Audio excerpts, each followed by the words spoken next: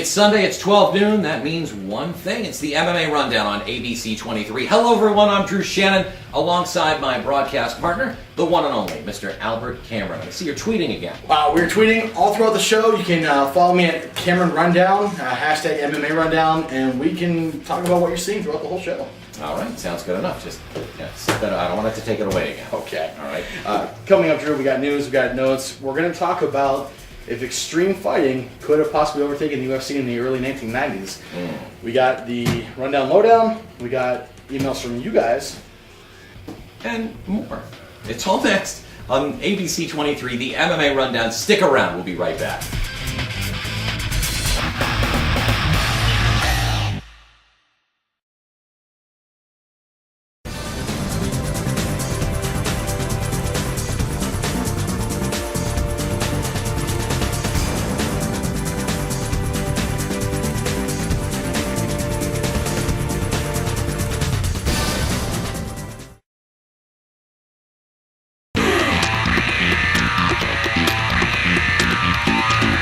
Welcome back to the MMA Rundown. We got news and notes. Drew, let's get it started. All right, it's go time. Mirko Krokop Filipovic expresses interest in returning to MMA. Is he too far past his prime to compete, Alec?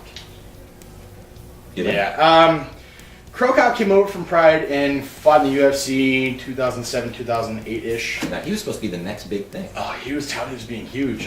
Completely dismantled Eddie Alvarez. Then he won his next fight in a not so famous fashion, and then Gabriel Gonzaga knocked him out cold with his own left high kick.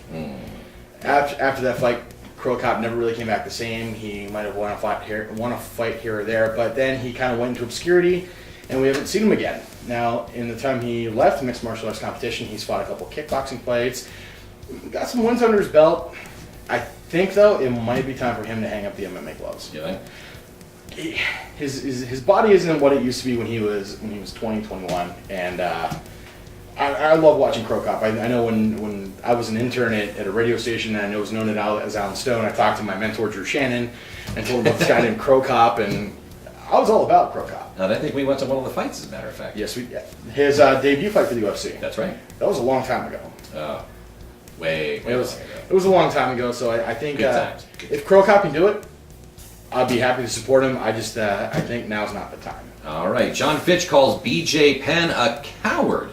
Says he's not welcome at American Kickboxing Academy, provoking a rematch, perhaps? I think he is, and I think he's Josh Koscheck fights out of AKA, and I think I made it perfectly clear what I think of him and his tactics. John Fitch, though, he's got the power to back up his mouth whenever he employs to use it.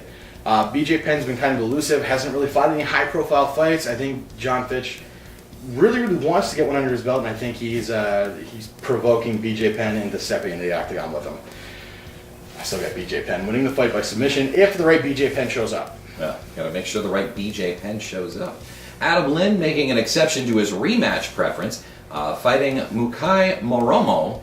Did I say that right? Yes, you did. All right, good. For MFC Gold. What do you know about this? The Mixed Fighting Championship is one of those up-and-coming organizations.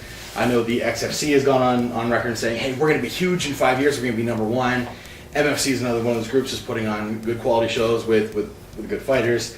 I think they're giving XFC the run. But Adam Lin has said that he doesn't like doing rematches. Whenever he steps into a fight, whichever way the fight goes, he feels like he settled whatever he needed to prove. Well, now the Mixed Fighting Championship is putting gold on the line, and Adam Lin is putting that preference aside. He'll be fighting a rematch against Moromo, and it will be for a title. All right, and finally, to wrap up the news, Roy Nelson takes opposing stance against UFC on testosterone replacement therapy. What's going on with that? So I don't know a whole lot about testosterone replacement therapy. I know that a lot of sporting organizations has been opposing and been for it in different aspects. I don't know enough about the actual TRT treatment to really say anything. But Roy Nelson, in and of himself, has never been a problem being gold. Right. So for the UFC and Dana White to say, hey, we're for it, and Roy Nelson saying, it's kind of a risky move for Roy Nelson, especially if he ends up losing a couple fights. He puts himself in danger of being known as a guy who's not easy to work with and may end up going back to a smaller show. Not a company man. He was for the IFL when he fought for Ken Shamrock's Lions. It was all about the IFL. He did a great job promoting. When he came to the UFC and was on the Ultimate Fighter 10, he did a great job of saying, this is what I am. He's a very portly gentleman, but he portly. He's You very don't hear that often. It's our word. Don't use it. Oh, sorry. But he's very good at jiu-jitsu. So it's a very controversial subject right now. I don't know if I'd be comfortable putting a stance out on it. All right, that's going to do it for the news for this week. Coming up, we're going to have a bit of a discussion. Could extreme fighting have replaced the UFC in the 1990s? Albert will give you his thoughts on that, and we'll be back in just a few on the MMA Rundown right here on ABC 23. Stick around.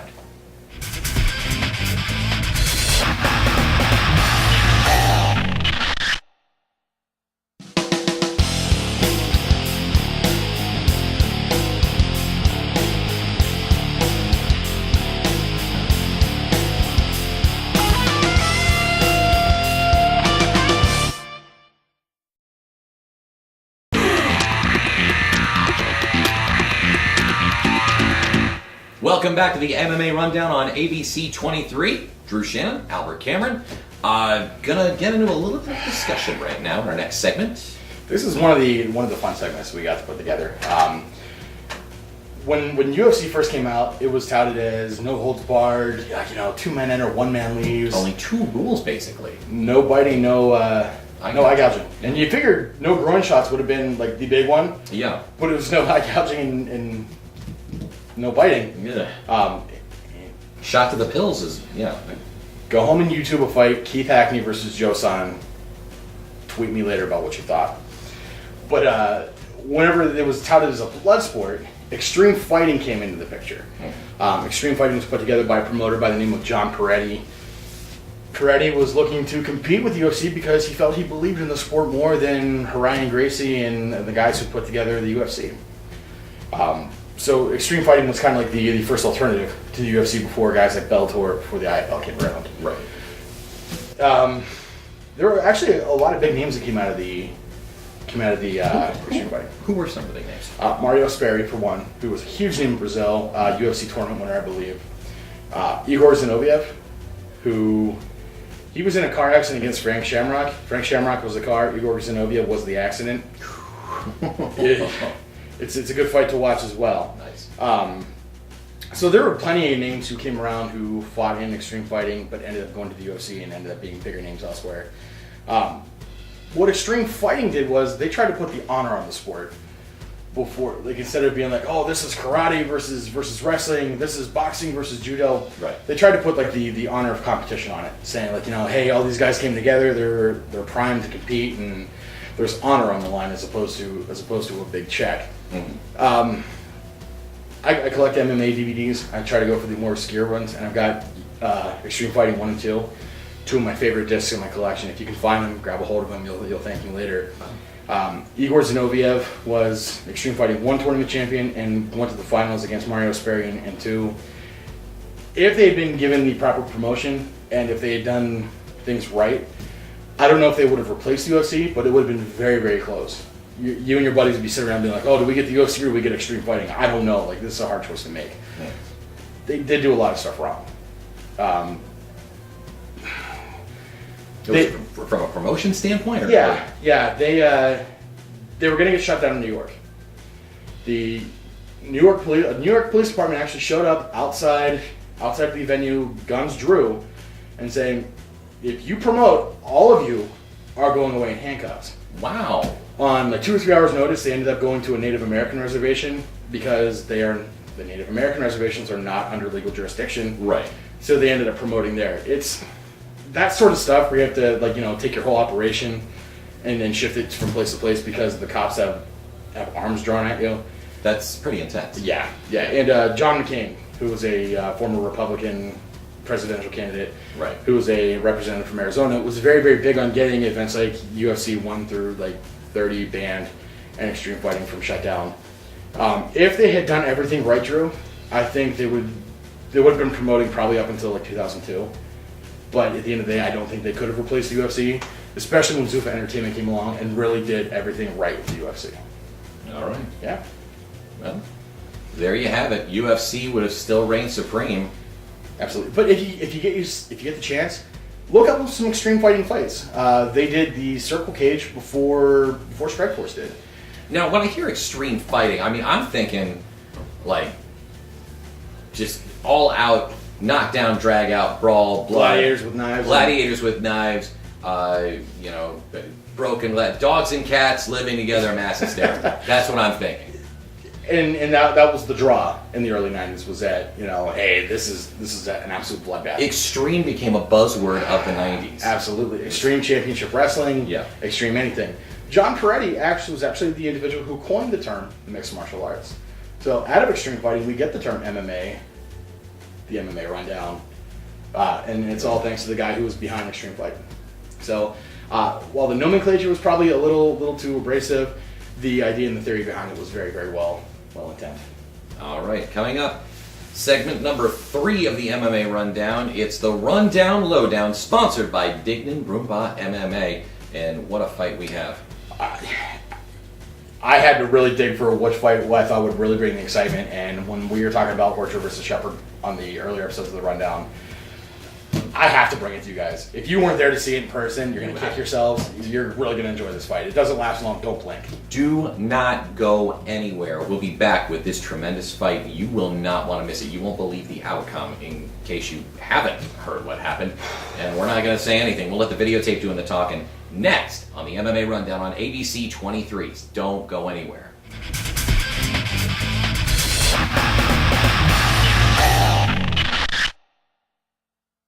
Have you ever feared this happening? Or been annoyed when something like this has happened? One product can fix that. Secure Connect. Secure Connect keeps a retaining force against the plug, keeping it secured into the wall. You simply place each half of Secure Connect behind the plate, clip them around your cord, and push the yoke against the plug. That's it. You can use Secure Connect almost anywhere. Secure Connect provides the security you need with plugged-in electrical devices, and Secure Connect has earned the Good Housekeeping seal of quality. Every home in America needs Secure Connect. Order yours today.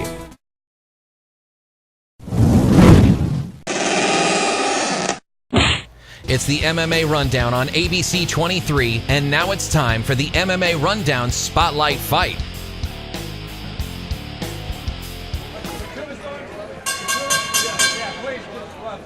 Ladies and gentlemen, once again, our third professional fight of the evening is for the Complete Devastation Lightweight Championship.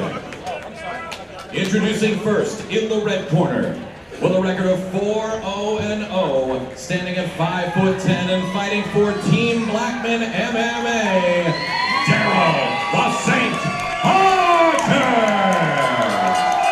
Team Blackman MMA undefeated. That may change when it comes up against George Sheppard.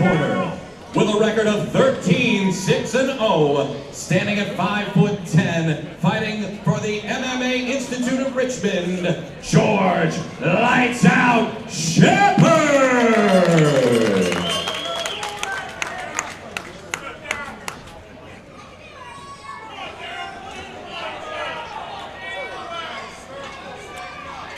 I am joined back at the broadcast booth with colleague partner Drew Shannon. Drew?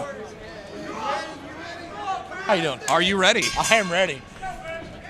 Drew, what a huge opportunity this has to be for Horcher, fighting an M1 veteran, the most veteran fighter on the card tonight, George Sheppard.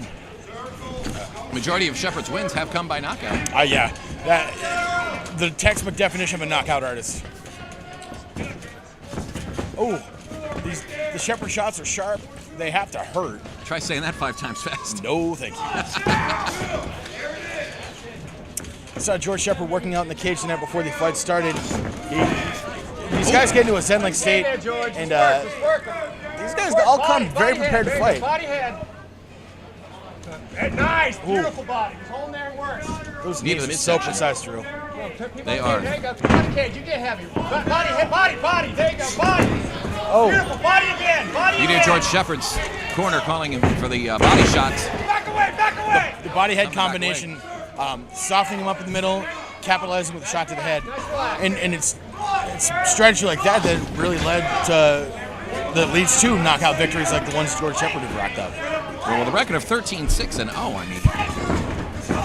George Sheppard has more fights and more wins on the card tonight than any one person here at Complete Devastation. Take nothing away from Horcher. He's coming off a unanimous decision victory over John Washington in November. Absolutely. And his undefeated streak is undefeated streak is on the line. Nice kick. Drew, George Sheppard is a multiple title holder currently. You have to think, what would it mean for us to have George Sheppard add a complete devastation mixed martial arts title to that resume? That would mean a lot to Horcher this is organization, taking- I'll tell you what. Horcher's taking it right to Sheppard, though. Ooh. Whoa! These guys are hitting each other like they owe them money.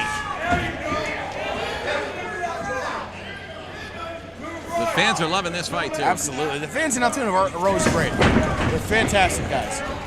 Get wide, get wide. You can't take him down there. Let him work. Horcher's trying for a single leg takedown, Drew. You go fight I it. think the cage just moved about 5 feet. These guys are hitting each other so hard. Force equals mass times acceleration. And these guys have solid mass and are accelerating it Look for the knee. fast. Yes. There you go. Control the I'll wrist. agree. Look for the knee. Joe, you have any idea what he said? I have no idea. Like he said, they're fighting really well. Yes, they're fighting really well. To make sure I don't lose my voice, I got 2 more. That's the winner of this bout. I'm dealing with the same problem right now.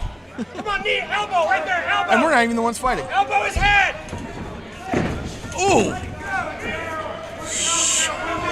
Well, These guys look dangerous. Like and Sheppard and Horcher are both very, very pleasant guys to talk to outside the cage.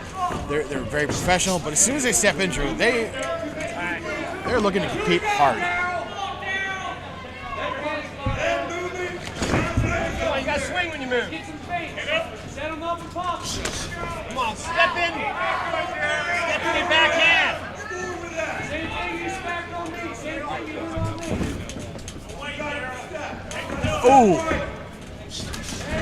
Excellent kick by Horcher, but it got answered with George Sheppard just. every time they come cage side, go against the cage, Albert's got to flinch. I got to flinch too. I'm just not prepared to catch these guys at the speed they're hitting this cage. No, I'm Push not his head. either. Control his head. Step away. I'm just a Corner little him. Strike, strike, strike. I really hope that one of the camera guys are getting us flinching on camera. I really do. I think Eric over there's probably got the best shot of that. Let your hands go, George. All right. This fight, and Drew, these guys are throwing such hard shots. Sheppard, oh! I hope George Sheppard gave him that with salt and pepper because Horcher ate that. Getting whiplash. Oh! Put him on the cage. Put him on the cage, George. How do you even call a fight that's so rapid fire like that? This is, I don't know. Put him on the Sheppard getting ready to. it's like watching an organized car accident. All right, hold him there and work. You got a minute. As you can hear right now, Sheppard's corner telling him to hold him against the cage. Hold him there and work. There you go. All Time to day. hold Just there and work. He's gonna put some knees into his midsection, soften him up a little bit, hit him in the head with some of those hard shots. All right, knee. But honestly, Drew, kudos to Horcher. I've seen fighters go down for less. Oh, here he goes. 10 seconds. Drew, I think we're just gonna start calling that part of the cage something like the slam zone or the McCord spot. I think we might have to call it the record spot. The McCord spot. All right, that's the end of round number 1. What an incredible round that was. Ladies and gentlemen, here's K&B Audio and More ring girl, Courtney.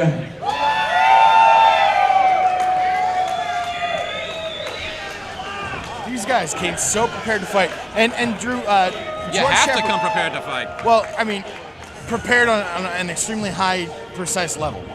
George Sheppard is an M1 Global veteran. M1 Global, of course, is the organization out of Europe who really had control over the greatest of all time, Fedor Emelianenko's career in the last couple of years. Correct. And as we said before, he's a multiple title holder in the lightweight division. Oh, yeah. And, could he add another belt to his collection tonight? Well, I'll put it to you this way. I think you and I would be both very proud to walk out of the Blair County Convention Center tonight saying, hey, George Sheppard's wearing a complete devastation mixed martial arts belt. Definitely. And we could say we were there and we watched it happen. We were there. Take nothing away. As I said, though, take nothing away from Horcher, though. Oh, Horcher. Most of his fights have been by KO, TKO, and have not left the first round. This one, not the exception, because we're going into the second round right now. Absolutely. Horcher and Sheppard both have incredibly precise striking. The shots both these guys are dishing out to each other, I've seen fighters go down for much, much less. much to say about both of their chins. Again, Horcher with a record of 4-0-0. Sheppard 13-6-0. Outstanding. George Sheppard again. We say again a lot. Have you noticed that? Yeah. We say it again a lot. I've noticed that. Yeah. George Sheppard putting his hands on Horcher in a very bad way. Oh. These shots are... Fight it, kill him up. These shots are hard. Kill him up, let it. Oh, Horcher scoring the takedown on Sheppard. You got crunch to your side, Look, Drew, George Sheppard's got Horcher's arm pinned up underneath him. He's got a very nice submission attempt. Thumbs up to tell Chip Snyder he is still okay, he's still defending himself. Yep. But Darrell Horcher's arm is trapped up underneath his body, right inside George Sheppard's guard. George Sheppard ready to send right back up. Sheppard's getting back up, making his way back. There you go. Beautiful. What an excellent fight. There you go. Give me an elbow there, back outside elbow. Fight it, get wide. Hand fight. Horcher tried to push his leg off the cage to try to create some distance between Sheppard and the cage. That was a really interesting maneuver. I haven't seen that before. Work the body. Go ahead, body shots with your arm. Single leg takedown attempt from Horcher. Not successful. George Sheppard's having none of it. Sheppard's not. He's still in a vertical base. There you go. He's going to try to fire shots out to the midsection. Nothing except hold on. Oh! Wow. Oh my God. Dang. Knees to the face. That's what I'm talking about, George. Look, he's shaking it off. George Sheppard's a very dangerous man. Oh! He's got to keep those shots going. If he's one or two more like that, I think Chip Snyder's going to end up stopping the fight because he's not intelligently defending himself. It almost appears as if he's just holding him up. He's just holding on. Oh! Hold on, yeah. Knee him again. He's just holding on to Horcher losing his mouthpiece there for a moment. Excellent recovery, but I think his mouthpiece is the last thing he needs to worry about right now. Oh! Oh my God! Wow! What a response from Horcher. Holy! Oh my God! True! Oh my God! This place has come unglued! Drew, statistically, Horcher should have never won that fight, and he's knocked out. Knocked out! Oh my! George Sheppard, lights out indeed. If I would have put money on that, Drew, I'd be a very rich man right now. Oh my God! All right, I'm going to the ring. Drew, take it to the cage. We're gonna get the official decision. George Sheppard looks hurt.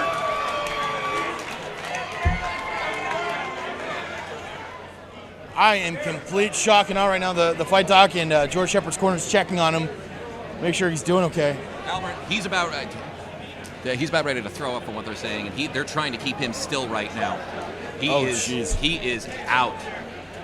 Drew, it would not surprise me if George Sheppard ends up going away in an ambulance tonight as a precaution to himself. Unbelievable. Nobody can believe that shot. Ladies and gentlemen, this bout ended at 2:36 in round number 2. Your winner by knockout, Darrell Horcher in the red corner. Excellent fight.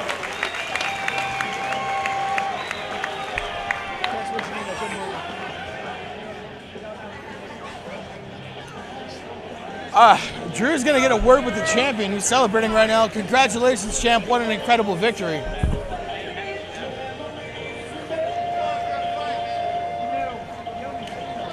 Get a word with Darrell here in just a moment. Wow. We're all of us here at Complete Devastation are hoping that George Sheppard's okay. I'm getting word that George Sheppard doesn't remember even fighting. But George Sheppard, I have to think, was winning that fight up until that point. That was an incredible, incredible fight. Wow.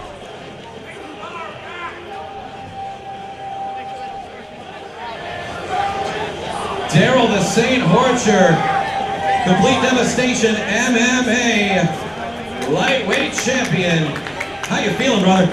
I'm feeling really good. Sheppard's a tough guy. I've trained really hard for him. I had like a 4-month training camp. I feel pretty good. You knocked him out, dude. That's amazing. I love it. I love finishing fights. I don't like going on the stage. I try to be excited for the fans. All my family, everybody out here. Thank you all for the support. And I got a belt. You do. Congratulations once again, Darrell the Saint Horcher. Unbelievable bout. Wow. Take nothing away from George Sheppard. Everybody give him a round of applause as well. Unreal. That was one hell of a fight. Welcome back to the MMA Rundown. I'm your host, Albert Cameron, of course, with always, Drew Shannon. That's right. Drew, this is our favorite part of the show. The email. The email bag. Email. The mail bag. The email bag. The bag with mails and emails. I can't think of a different way to word it, so we're just going to go ahead with what we have. From Stacy in Tyrone. I believe Stacy is the first young lady to have. She could be old. I'm going to assume she's young. Stacy in Tyrone. I hope you're a good sport. She writes, guys, how long do you think will be before we see women in the UFC? That is a very interesting question. Yeah. Has women's MMA ever been in the mainstream? I don't like to point out Dana White's shortcomings because he's done more in the sport than I have. Yeah. But he was very hard-pressed to come up with any female competitors' names. Now, Strikeforce, on the other hand, Strikeforce Pro Elite have done a great job promoting women's MMA. From women's MMA in the Pro Elite, we've gotten Gina Carano, who has gone on to not only fight, win championships, but to act, to be in the video game Red Dead Redemption. We've got Julie Kedzie, Ronda Rousey, who will be fighting who either has or will be fighting Sarah Kaufman herself, and a bunch of other names. How long before I think in the UFC? In the UFC, I don't think we're going to see him under the Ultimate Fighting Championship banner. I think Dana White's going to test the waters in Strikeforce and really bolster that women's division. And then as Strikeforce has outlived its usefulness, as the WBC, the WFA have done, the UFC will fold them into the mix, and I'd say we're probably a good 8 years out. Now, has women's MMA ever been in the mainstream? Not in the USA, but in Japan, it's huge over there. There are a couple promotions, G-Shudo, which is the Shudo organization, but with women competitors. The Smack Girl, the Smack Girl promotion. And then there's actually a DVD you could have bought at the Wall or FYE in Altoona called The Remix, which is a one-night women's tournament where all female competitors. Female competitors are just as vicious as what the male competitors are. I think we're very shortly we're going to see MMA becoming a unisex sport.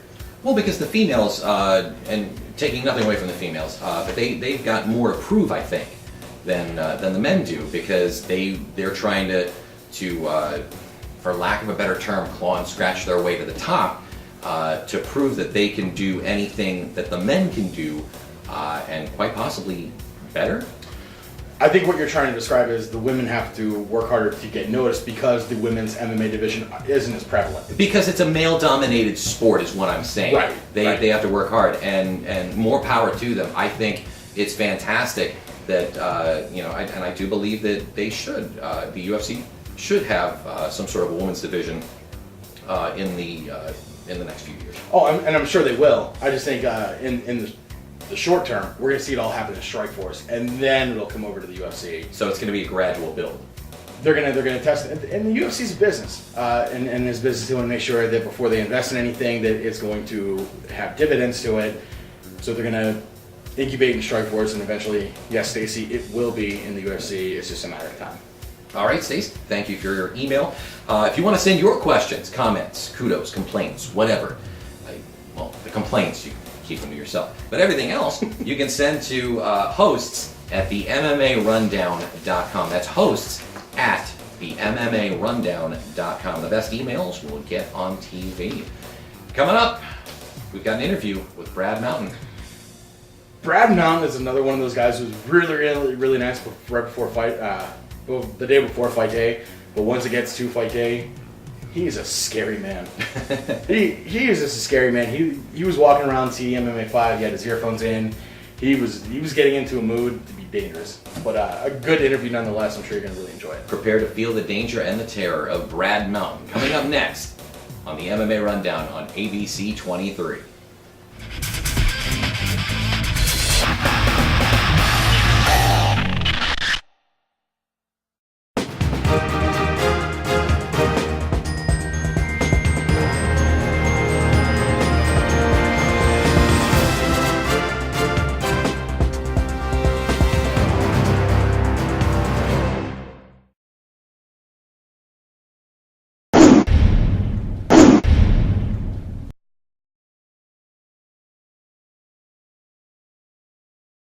You're watching the MMA Rundown. I am here with Brad Mountain, who is fighting professionally tonight. Brad, how you doing? Good. How about yourself? Good. Brad, we were at the weigh-ins last night. The weigh-ins were tight. How did you do? Weighed in 2 pounds underweight. We're fighting a catchweight at 165 against Nate Van Tassel. Outstanding. Now, did the fight being a catchweight, did that affect anything for how you prepared? It's 10 pounds heavier than I usually fight.